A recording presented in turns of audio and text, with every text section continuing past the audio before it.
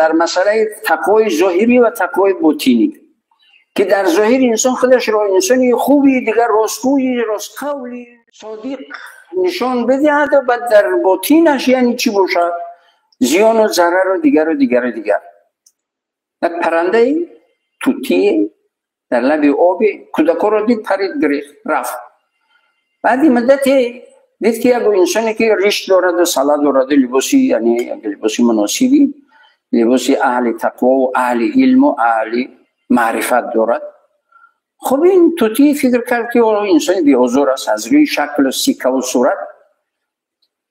خب آمد آب می نوشید که خب دیگه این انسان هم خیلی بی‌رحم بود، سنگ رو گرفت زد پای اون توتی رو شکست. توتی رفت پیش حضرت سلیمان علیه السلام. ولی شما خوب میدونید که حضرت سلیمان علیه السلام با پرنده و با تمام موجودات صحبت میکرد. یکی از معجزه‌های حضرت سلیمان همین بود. بعد رفت شکایت کرد، گفت که فلانی من رو زد پایم رو شکست به هیچی اساس، چرا نخواست که من رو حال دیگر خوردنی هم نبود. حالا که انسان باید که اگر خوردنی است کدام پرنده که کدام چیز حلالی رو باید که از روی رحم اون ذبح کنن. پس اساسا میگه که باید کارت تیست کنی که باید کشیدن اون رگ‌ها رو ببری تا اینکه حس نکند حیوان درد رو. از اینکه رگ کنده میشد از مغز و بدن جدا میشد دیگر درد حس نمیکند حیوان، تمام خون میریزد، تمام حس نمیکند، بی‌رحمی نمیشد در اینجا. این است موافقه گفتهای خدا و رسول خدا. ولی که خوردنی هم نبود. چرا من رو آزار داد؟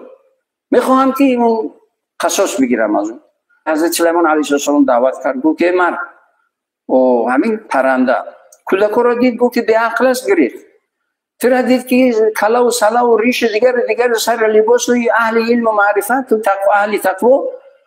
خب من آب می نوشید، با تو چی ضررتون که زدی پای رو شکستی؟ باید که قصاص بگیریم. تو گفت چی از قصاصش؟ گفت پایت رو میشکنی. پای این پرنده رو شکستی بیهوده به اساس، پایت رو میزنی میشکنی.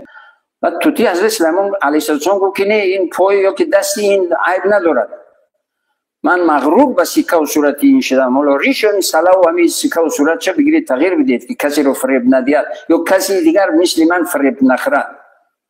کسی مثل من فریب نخورد از این سیکه و صورت ظاهریش که باطنش با ظاهرش موافق و مطابق نیست.